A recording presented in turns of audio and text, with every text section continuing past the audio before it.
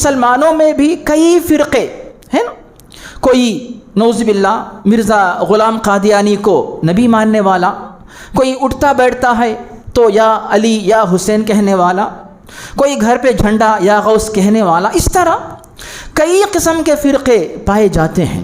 لیکن اللہ تعالیٰ نے کنتم خیر امۃ اخرجت للناس، اللہ تعالیٰ کا ارشاد ہے سورۃ آل عمران آیت نمبر 110، جس میں اللہ تعالیٰ نے آپ لوگوں کی جو تعریف کی ہے، کنتم، تم سب خیر امتن، بہترین امت ہو، اخرجت للناس، تم لوگوں کو اللہ تعالیٰ نے وجود بخشا، اس دنیا میں لے آیا، مگر تم اللہ تعالیٰ کی پسندیدہ امت کب رہو گے؟ تأمرون بالمعروف، لوگوں کو بھلی باتوں کا حکم دو، یعنی شرک کرنے والوں کو، چاہے وہ شرک بتوں کی پوجا ہو، قبروں کی پوجا ہو، صلیب کی پوجا ہو، کسی کی ہو، اس کو شرک سے نکال کر توحید کی طرف لے آؤ، اور بے نمازی کو نمازی بناؤ، شرابی کو شراب سے چھڑاؤ، اور قتل کرنے والے کو قتل سے بچاؤ، بے پردہ گھومنے والی عورت کو پردے کی عادت ڈالو۔ تو یہ ہے تأمرون بالمعروف، اگر تم لوگ بھلائی کا حکم دو گے، وتنہون عن المنکر، اور برائی سے روکو گے، وتؤمنون باللہ، اللہ پہ ایمان رکھو۔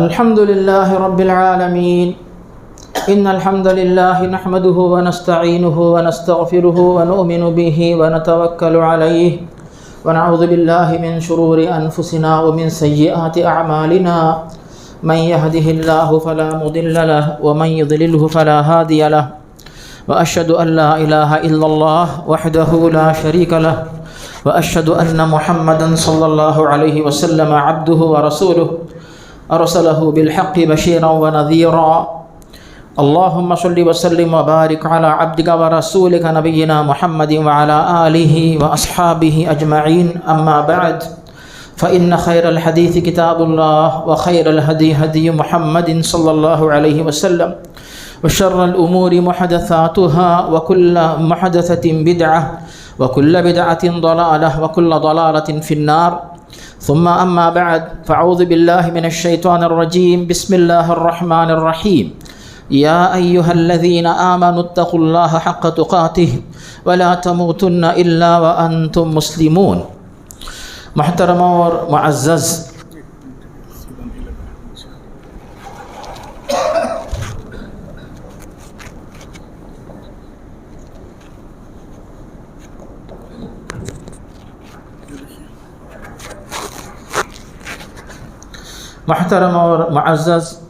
برادران اسلام،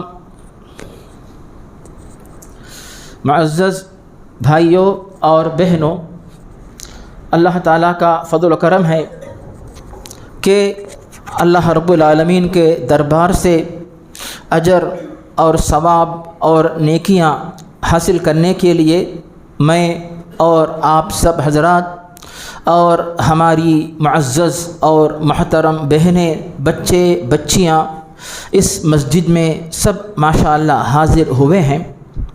یہ بے شک اللہ تعالیٰ کی توفیق ہے، ورنہ بہت سارے ایسے مسلمان ہیں جن کو یا تو توفیق نہیں ہوئی یا موقع نہیں ملا کہ جمعہ کی فضیلت، جمعہ کی برکت، جمعہ کا ثواب حاصل کر سکیں۔ میں اپنے موضوع میں مزید باتیں پیش کرنے سے پہلے آپ حضرات کے سامنے یہ بشارت، یہ خوشخبری سنا دوں جو آپ سب حضرات کے لیے اللہ کی طرف سے نبی کی طرف سے آپ کو بتائی جا رہی ہے۔ یہ حدیث صحیح مسلم میں حضرت ابو ہریرہ سے مروی ہے۔ پیارے نبی صلی اللہ علیہ وسلم اس طرح واضح فرماتے ہیں کہ کوئی بھی مسلمان، اس میں مرد عورت بچہ بڑا لڑکی کوئی تفریق نہیں ہے، کوئی بھی مسلمان جمعہ کے لیے آئے، من اتا الجمعہ، جمعے کے لیے آنے کا مطلب نماز جمعہ کے لیے تیار ہو کر غسل کرے، وضو کرے، صاف کپڑے پہنے، خوشبو لگائے اور مسجد میں حاضر ہو، پہلی بات۔ اس کے بعد فینصت، خطیب صاحب کا خطبہ امام صاحب کا خطبہ غور سے سنیں. اس کے بعد ثم یصلی، امام صاحب کے پیچھے جمعہ کی نماز پڑھے تو اس کو کیا ملے گا؟ فیغفر له ما بینہ وبین الجمعۃ الاخری وفضل 3 ایام. اس کی برکت یہ ہوگی کہ اس کے ایسے تمام آپ لوگوں کے گزشتہ 7 دن کے گناہ معاف ہو جاتے ہیں. وفضل 3 ایام، اللہ تعالیٰ کی طرف سے اور 3 دن انعام مل رہا ہے، یعنی آج سے لے کر گزشتہ 10 دن کے گناہ معاف ہو جاتے ہیں. ذرا غور کیجئے، جب گناہ معاف ہوتے ہیں اس کا مطلب یہ ہوتا ہے کہ فرشتے جن کا کوئی گناہ نہیں ہوتا تو ہم اور آپ فرشتوں کی طرح پاک و صاف بن جاتے ہیں. تو یہ کب فضیلت، یہ خوشخبری، یہ بشارت کب ملے گی؟ جب کہ ہم لوگ جمعہ کی نماز کے لیے اخلاص کے ساتھ اللہ کی رضامندی کے لیے آئیں اور خطبہ غور سے سنیں اور امام صاحب کے پیچھے جمعہ کی نماز پڑھ کے فارغ ہو جائیں. تو سب سے پہلے آپ کے سامنے جمعہ کی نماز کی وجہ سے ملنے والی بشارت پیش کی گئی. اب جو ہمارا موضوع ہے آج کا، کنتم خیر امتن، تم لوگ سب سے بہترین امت ہو. اللہ تعالیٰ نے دنیا میں کئی چیزوں کو پیدا کیا، پتھر ہے، مٹی ہے، اس کے علاوہ پہاڑ ہیں، درخت ہیں، پودے ہیں، جھاڑ، یہ سب چیزیں ہیں. اللہ تعالیٰ نے ان سے اور اونچا آپ کو رکھا. جانور ہیں، ویسا بھی آپ کو اور ہمیں نہیں بنایا، اور انسان بنایا. انسانوں میں بھی مسلم، غیر مسلم، پھر مسلمانوں میں بھی کئی فرقے ہیں نا. کوئی نعوذ باللہ مرزا غلام قادیانی کو نبی ماننے والا، کوئی اٹھتا بیٹھتا ہے تو یا علی یا حسین کہنے والا، کوئی گھر پہ جھنڈا یا غوث کہنے والا. اس طرح کئی قسم کے فرقے پائے جاتے ہیں. لیکن اللہ تعالیٰ نے کنتم خیر امتن اخرجت للناس، اللہ تعالیٰ کا ارشاد ہے سورۃ آل عمران آیت نمبر 110، جس میں اللہ تعالیٰ نے آپ لوگوں کی جو تعریف کی ہے، کنتم، تم سب خیر امتن، بہترین امت ہو، اخرجت للناس، تم لوگوں کو اللہ تعالیٰ نے وجود بخشا، اس دنیا میں لے آیا. مگر تم اللہ تعالیٰ کی پسندیدہ امت کب رہو گے؟ تأمرون بالمعروف، لوگوں کو بھلی باتوں کا حکم دو. یعنی شرک کرنے والوں کو، چاہے وہ شرک بتوں کی پوجا ہو، قبروں کی پوجا ہو، صلیب کی پوجا ہو، کسی کی ہو، اس کو شرک سے نکال کر توحید کی طرف لے آؤ. اور بے نمازی کو نمازی بناؤ، شرابی کو شراب سے چھڑاؤ، اور قتل کرنے والے کو قتل سے بچاؤ، بے پردہ گھومنے والی عورت کو پردے کی عادت ڈالو. تو یہ ہے تأمرون بالمعروف، اگر تم لوگ بھلائی کا حکم دو گے، وتنہون عن المنکر، اور برائی سے روکو گے، وتؤمنون باللہ، اللہ پہ ایمان رکھو. تو یہاں پر آپ کی تعریف جو اللہ تعالیٰ نے کی ہے، تم سب سے بہترین امت ہو. لیکن شرط کیا ہے؟ بھلی باتوں کا حکم دو. اگر کوئی بندہ یہ کہے کہ میں اللہ کا دوست ہوں، پیچھے اپنی شرٹ پہ لکھ لے میں اللہ کا دوست، نماز چھوڑتا ہے، شراب پیتا ہے، قتل کرتا ہے، آپ کہیں گے اللہ کا دوست ہے؟ تو لیبل لگانے سے آدمی اللہ تعالیٰ کا دوست نہیں بنتا، بلکہ اللہ تعالیٰ کی دوستی جو اللہ نے فرمایا کہ خیر امت، تم بہترین امت ہو، اس کا ثبوت عمل سے پیش کیجئے. اس کا عملی ثبوت کیسے ہوتا ہے؟ اس کا بھی ذکر پیارے نبی صلی اللہ علیہ وسلم نے واضح فرما دیا. صحیح مسلم میں حضرت ثوبان اس صحابی سے مروی ہے، پیارے نبی واضح فرماتے ہیں، لا تزال طائفۃ من امتی ظاہرین علی الحق، میری امت میں سے ایک جماعت ہمیشہ کے لیے حق پر قائم رہے گی. اور یہ حق پر قائم رہنے والوں کی خوبی کیا ہوگی؟ اس کا ذکر ہمیں ملتا ہے بیہقی میں حضرت ابن عباس سے، پیارے نبی واضح فرماتے ہیں، انی ترکت فیکم ان اعتصمتم بہما لن تضلوا ابدا، ما ان اعتصمتم بہما فلن تضلوا ابدا، کتاب اللہ و سنتی.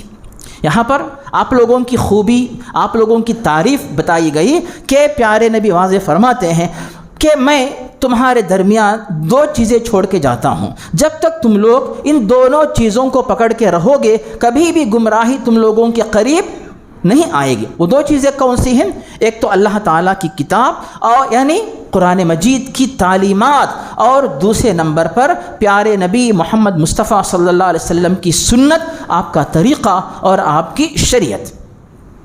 اب یہاں پر جیسا کہ معزز بھائیوں اور بہنوں یہ بات آپ کے سامنے پیش کی گئی کہ ہماری اور آپ کی تعریف جو اللہ تعالیٰ نے کی ہے کہ بھلی بات کا حکم دو، بری بات سے روکو، تو میں نے کہا سب سے پہلا معاملہ آتا ہے توحید کا، ایک اللہ کی طرف دعوت دو، کیونکہ جتنے بھی انبیاء آئے ان تمام کا کام یہی تھا۔ سورۃ الانبیاء آیت نمبر 25 میں اللہ تعالیٰ نے واضح فرمایا وَمَا أَرْسَلْنَا مِن قَبْلِكَ مِن رَّسُولٍ إِلَّا نُوحِي إِلَيْهِ انہو لا الہ الا انا فعبدون۔ جتنے بھی پیغمبر، نبی، رسول، پرافٹس آئے سب نے یہی پیغام دیا کہ اللہ کے سوا کوئی معبود نہیں، سچا معبود کوئی نہیں، تو اللہ تعالیٰ کی ہی عبادت کرتے رہو۔ تو پہلی دعوت کیا ہونی چاہیے؟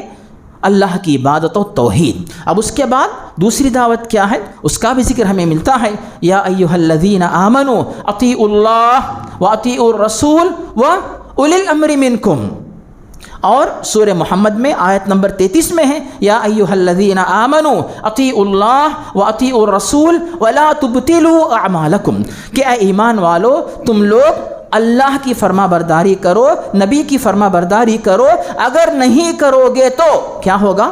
تمہارے اعمال برباد ہو جائیں گے، ضائع ہو جائیں گے، اللہ کے پاس تمہاری نیکیوں کی، تمہاری عبادات کی کوئی قدر و قیمت نہیں ہوگی۔ اب اس کا مطلب یہ ہوا، مثال کے طور پر ایک شخص نماز پڑھتا ہے، ساری زندگی نماز پڑھتا ہے، لیکن اس کا طریقہ نبی کے طریقے کے مطابق نہیں ہے۔ ساری زندگی بھئی صبح اٹھتا ہے، نیند چھوڑتا ہے، وضو کرتا ہے، مسجد میں آتا ہے، جماعت سے نماز پڑھتا ہے، گھر جاتا ہے، تو اس طرح نماز پڑھنے کے باوجود اگر اس کی نماز پیارے نبی کے طریقے کے مطابق نہ ہو تو کیا فائدہ ہوگا؟ صفر، یعنی 0 نمبر اس کو ملیں گے، کیونکہ پیارے نبی نے فرمایا، صحیح بخاری میں حضرت مالک بن حویرث سے مروی ہے، ارشاد نبوی ہے، صلو کما رأیتمونی اصلی، تم سب اسی طرح نماز پڑھو جس طرح مجھے دیکھتے ہو کہ میں نماز پڑھ رہا ہوں۔ تو یہ طریقہ کہاں ملے گا؟ احادیث میں ملے گا۔ صحیح حدیث میں جو طریقہ بتایا گیا، جب تک مسلمان مرد و خواتین اس طرح نماز نہ پڑھیں، محنت تو کر رہے ہیں لیکن اسی وقت نماز صحیح ہوگی، قبول ہوگی، جبکہ نماز نبی کریم کے طریقے کے مطابق ہو، تو اس طریقے کو آپ ڈھونڈیں، احادیث میں احادیث کا مطالعہ کیجئے، تحقیق کیجئے، مسنون طریقہ آپ کے سامنے ملے گا۔ اب اس کے بعد دوسری بات، صرف عبادات ہی نہیں بلکہ دعوتی کام، اخلاق اور معاملات، سب میں ہمیں چاہیے کہ پیارے نبی کے طریقے کو اپنائیں۔ مثال کے طور پر ابھی ہم نے عبادت کا ذکر کیا، اب ہم پیش کرتے ہیں آپ کے سامنے اخلاق کی بات۔ اخلاق، پیارے نبی کے اخلاق کے بارے میں ہم ایک مثال آپ کے سامنے دیتے ہیں۔ بخاری اور مسلم میں حضرت انس سے مروی ہے کہ پیارے نبی کی خدمت کرنے والا ایک یہودی نوکر تھا۔ وہ یہودی نوکر، غلام یعنی خادم، بیمار ہو گیا۔ پیارے نبی اس بیمار غیر مسلم کے گھر پر چلے گئے، جا کر نیچے زمین پر بیٹھ گئے اور اس کے سامنے کہنے لگے کہ دیکھو تم ایک دفعہ کلمہ پڑھو گے، میں تم کو دعا کروں گا تمہارے لیے کہ اللہ تعالیٰ تم کو جہنم کی آگ سے بچا لے۔ یہودی تھا، غیر مسلم تھا، نوجوان تھا، اپنے باپ کی طرف دیکھا، یہودی باپ نے دیکھا کہ دوسرا کوئی یہودی وہاں پہ نہیں ہے، اس نے کہا بیٹے سے جلدی مان لو، پیارے نبی جو بات بتا رہے ہیں ان کی بات مان لو، اطع ابو القاسم۔ ابو القاسم پیارے نبی کی کنیت تھی کہ تم جلدی مان لو۔ تو یہودی لڑکے نے کلمہ پڑھا اور اسلام کے دائرے میں داخل ہوا۔ یہ ہونے کے بعد دنیا سے چلا گیا۔ تو پیارے نبی صلی اللہ علیہ وسلم جب وہاں سے اٹھتے ہیں کیا فرماتے ہیں؟ الحمدللہ الذی انقذہ من النار، اللہ تعالیٰ کا شکر ہے کہ اللہ تعالیٰ نے اس شخص کو، اس لڑکے کو جہنم کی آگ سے بچا لیا۔ اگر کچھ پہلے اگر وہ فوت ہو جاتا، اسلام میں نہ آتا تو کہاں جاتا؟ اسلام سے محروم ہونے والا کہاں جائے گا؟ جنت سے محروم ہو جائے گا۔ لیکن اللہ کا شکر ہے کہ اللہ تعالیٰ نے اس کو جہنم سے بچا کر جنت کا مستحق بنا دیا۔ اب اس کے بعد معاملات کے بارے میں پیارے نبی صلی اللہ علیہ وسلم جب مکہ مکرمہ میں تھے تو پیارے نبی کے جو ساتھ رہنے والے، ابھی تک نبی کریم نے اس نبوت کا اعلان نہیں کیا، تب بھی نبوت کا اعلان کرنے کے بعد بھی کہ اے لوگو تم لوگ میری نبوت کو مان لو، یعنی پیارے نبی کی نبوت، ایک اللہ کی عبادت، اسلام کی دعوت۔ تو اسلام کی دعوت دینے کے باوجود جو مکے کے دشمن تھے، جیسے ابو لہب، ابو جہل جیسے مکے کے رہنے والے باشندے، یہ پیارے نبی کے مخالف تھے اسلام کی وجہ سے، دین اسلام کی وجہ سے، لیکن کبھی بھی کسی کافر نے، کسی جو غیر مسلم نے مکہ مکرمہ میں یہ نہیں کہا کہ پیارے نبی نعوذ باللہ جھوٹ بولتے ہیں یا دھوکہ دیتے ہیں، نہیں، بلکہ اپنے گھر کا سامان، زیورات، پیسے پیارے نبی کے گھر پہ لا کے رکھتے، کیونکہ پیارے نبی کیا ہیں؟ الصادق الامین ہیں، سچے ہیں، امانت دار ہیں۔ تو مطلب یہ ہوا کہ ہم اخلاق میں بھی نبی کریم کا اسوہ لوگوں کے سامنے پیش کریں، عقیدے میں، عبادات میں، اخلاق میں، برتاؤ میں، ہر چیز میں نبی کریم کا اسوہ اپنائیں۔ اس کے بعد ایک اور مثال پہ ذرا غور کیجیے آپ، عبد الرحمن ابن عوف، بہت بڑے ماشاءاللہ معزز صحابی، جب ہجرت کا معاملہ پیش آیا مکے سے نکل کر مدینے میں تشریف لے آئے ہجرت کر کے۔ مکہ مکرمہ میں بہت بڑے تاجر تھے، پورا سامان چھوڑا، سونا، چاندی، زمینات، مکانات، جائیداد سب کو چھوڑا اور آ گئے مدینے میں۔ کیسے آئے؟ جسم کا لباس، اس کے سوا کچھ بھی نہیں، مگر تاجر تھے، دماغ تجارتی دماغ تھا۔ آئے مدینے میں، دیکھ رہے ہیں مدینے میں کون میرا ساتھ دے سکتا ہے تاکہ میں حلال کمائی کے ذریعے محنت کر کے آمدنی بڑھاؤں۔ خود مسلمان زیادہ مالدار نہیں تھے، مگر مدینے کے باہر بسنے والے یہودی وہ بڑے مالدار تھے۔ تو یہ جب مارکیٹ میں گھوم رہے تھے کسی سے قرض لینے کے لیے کہ میں تھوڑا لون لے لوں تاکہ اس کی بنیاد پہ قرض کروں، اس کی بنیاد پہ تجارت کروں۔ تو ایسی صورت میں جب گھوم رہے تھے سب کہتے کہ تم تو نئے ہو، کیسے بھروسہ کریں گے، یقین کیسے کریں گے؟ تو ایک یہودی نے بلایا، تم کون ہو؟ میں مکے سے آیا ہوں۔ تم کیا کس مذہب کے ہو؟ میں مسلم ہوں۔ تم کیا چاہتے ہو؟ قرض چاہتا ہوں۔ اس یہودی نے کہا میں دوں گا تم کو، کیونکہ مجھے یقین ہے کہ مسلمان فراڈ نہیں کرتا، چیٹنگ نہیں کرتا، دوسروں کا پیسہ ناجائز طریقے سے نہیں کھاتا۔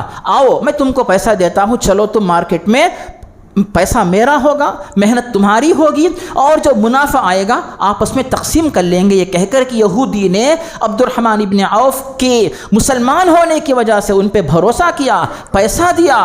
عبد الرحمن ابن عوف نے تجارت کی، منافع حاصل کیا، اس یہودی کا قرض ادا کیا، اس کے بعد پھر اپنا پیسہ کما کر حلال کمائی کے ذریعے کروڑ پتی بن گئے، اور پیارے نبی کی خدمت میں کئی دفعہ انہوں نے سونے اور چاندی کے سکے پیش کر دیے۔ تو ان تمام باتوں کی روشنی میں بھائی اور بہنوں ہمیں بتانا چاہتے ہیں کہ دین اسلام میں عقائد بھی ہیں، عبادات بھی ہیں، اخلاق بھی ہیں، معاملات بھی ہیں۔ ان تمام چیزوں کو پیش نظر رکھ کے ہم لوگ یہ کہیں کہ ہاں ہم خیر امت ہیں، یعنی خیر امت بننے کے لیے جو خوبیاں ضروری ہیں، ہم اسلام بھی رکھیں گے اپنے پاس، ایمان بھی رکھیں گے، عمل بھی رکھیں گے، عبادات بھی ہماری صحیح ہوں گی، اخلاق و معاملات میں بھی ہم سب کے سامنے بہترین نمونہ پیش کریں گے، تب ہم یہ کہہ سکتے ہیں ہم خیر امت ہیں۔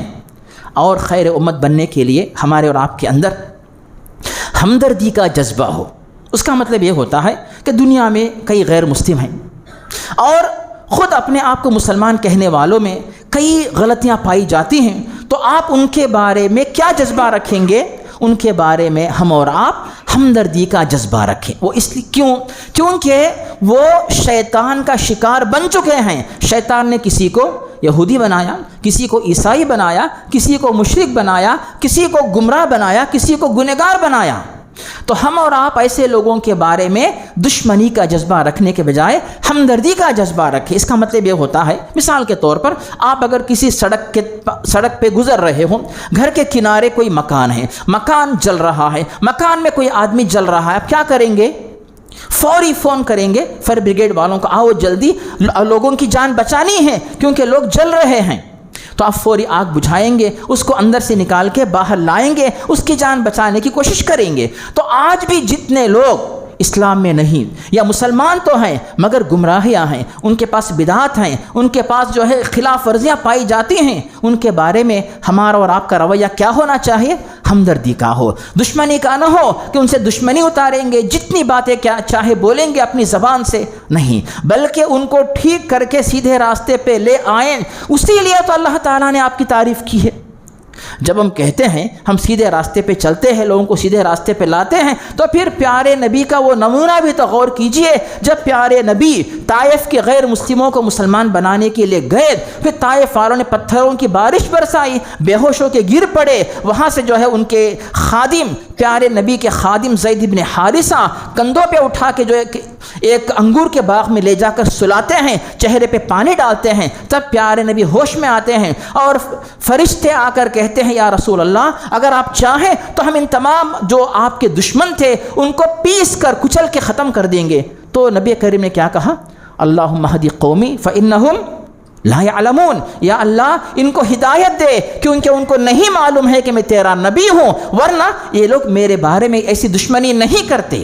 تو ہمارا اور آپ کا جو ہے طریقہ، جذبہ یہ ہونا چاہیے کہ ہم جس طرح آپ لوگ ماشاءاللہ مسلمان ہیں، سچے راستے والے ہیں، صحیح مسلک والے ہیں، اللہ و رسول کو ماننے والے ہیں، آپ کے دل میں جذبہ ہو کہ انشاءاللہ تمام کے تمام انسانوں کو ہم اسلام کا تعارف کروائیں گے، تمام مسلمانوں کو اپنے مسلک کا تعارف کروائیں گے۔ کوئی بھی مسلمان بے نمازی نہیں ہونا چاہیے، کوئی مسلمان شرابی نہیں ہونا چاہیے، کسی بھی نیوز پیپر میں کسی مسلمان کا نام شرابی کی حیثیت سے، ڈاکو کی حیثیت سے، قاتل کی حیثیت سے، غنڈے کی حیثیت سے نہیں آنا چاہیے۔ یہ جذبہ ہمارے اور آپ کے اندر ہونا چاہیے، تب ہم اور آپ کہہ سکتے ہیں کہ خیر امت، اس پر عمل بھی کریں، جذبہ ہی نہیں، عمل کر کے ثابت کرے کہ ہاں ہمیں ثابت کرتے ہیں کہ ہم نے یا اللہ اگر تو ہم سے سوال کرے، اگر دنیا میں کوئی بے نمازی ہے، اللہ تعالیٰ پوچھے ہم سے کہ دیکھو اے صحیح جماعت کو ماننے والے، یہ بے نمازی کیسے آپ کے محلے میں آ گیا،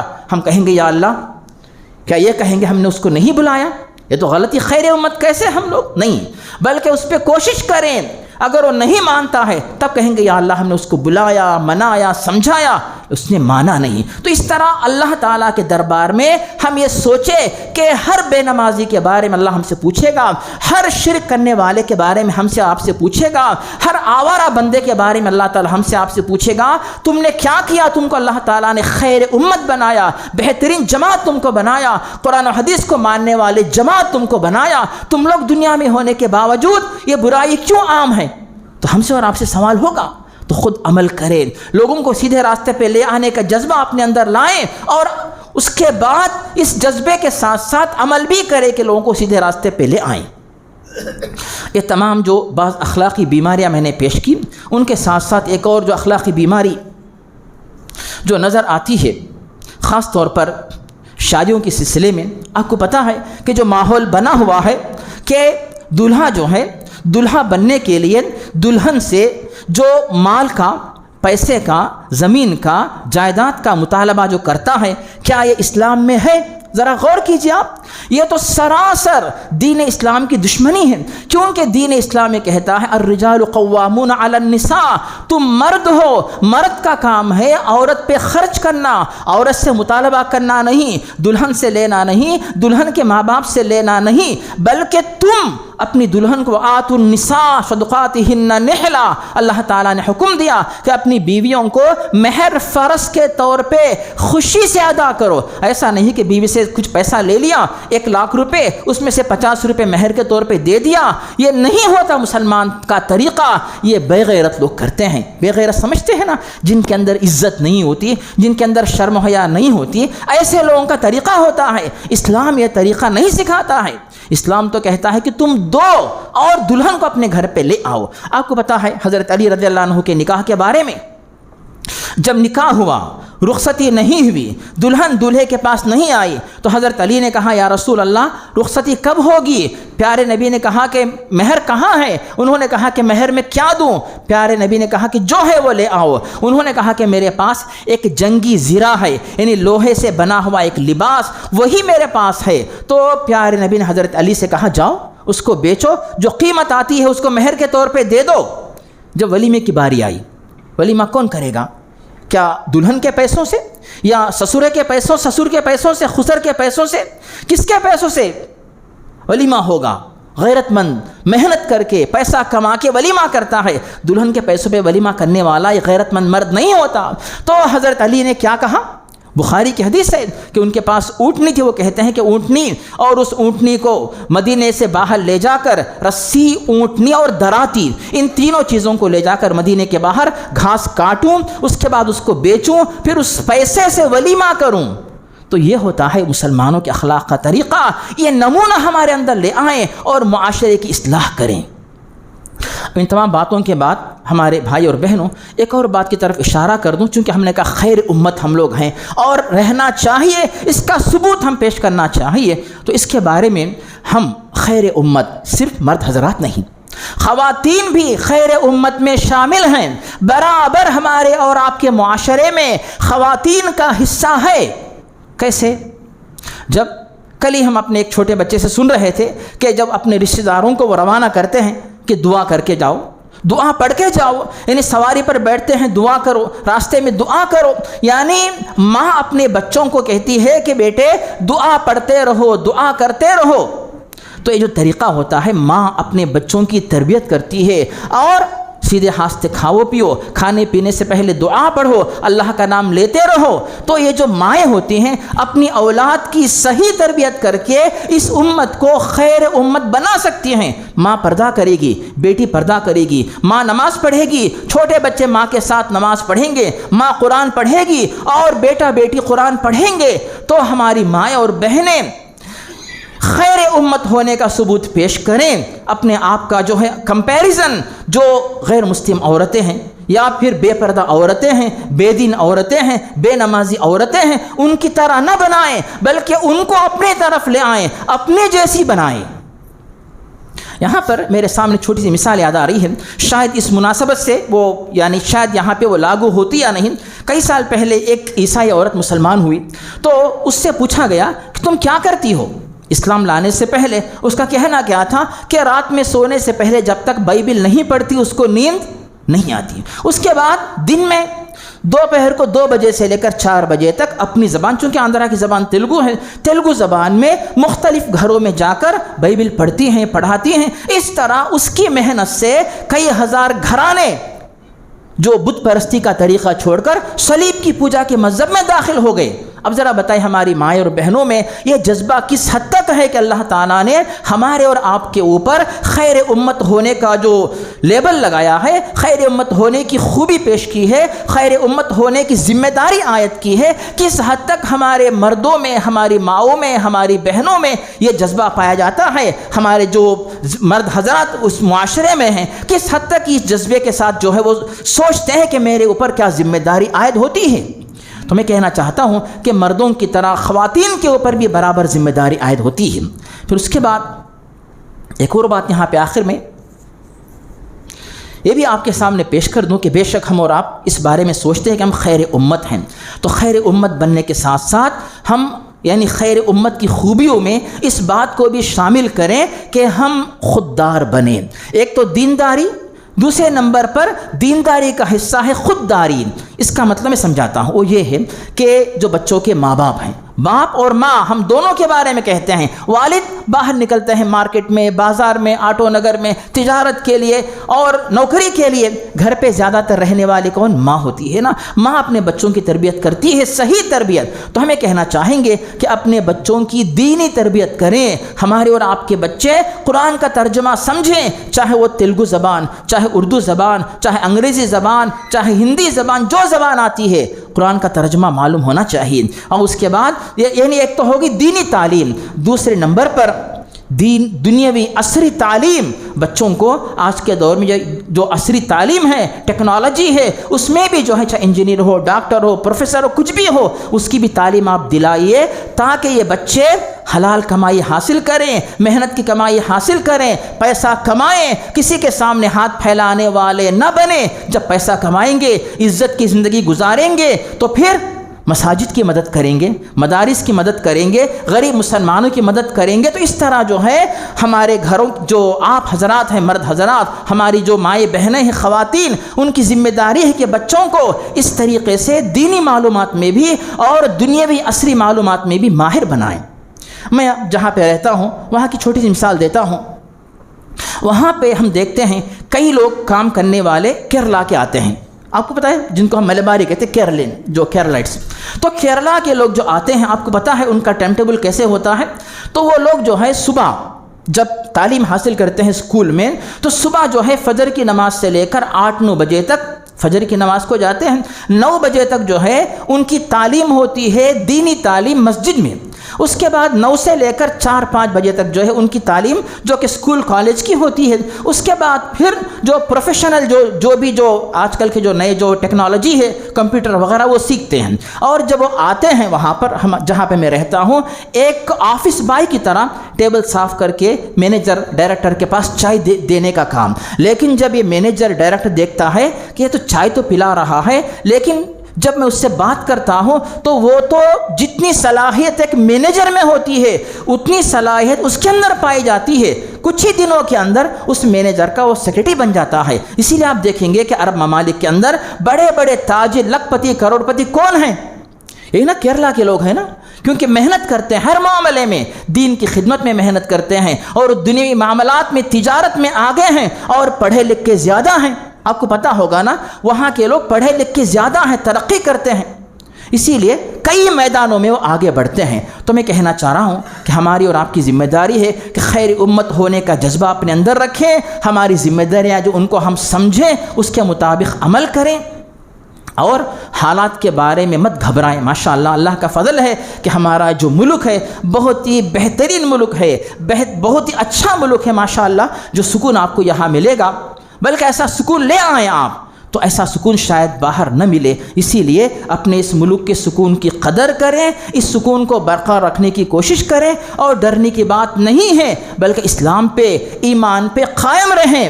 کبھی ایسا بھی ہوا، فرعون کے سامنے جادوگر آئے، جادوگروں نے فرعون کی خدائی کو ٹھکرایا، کیا ہوا؟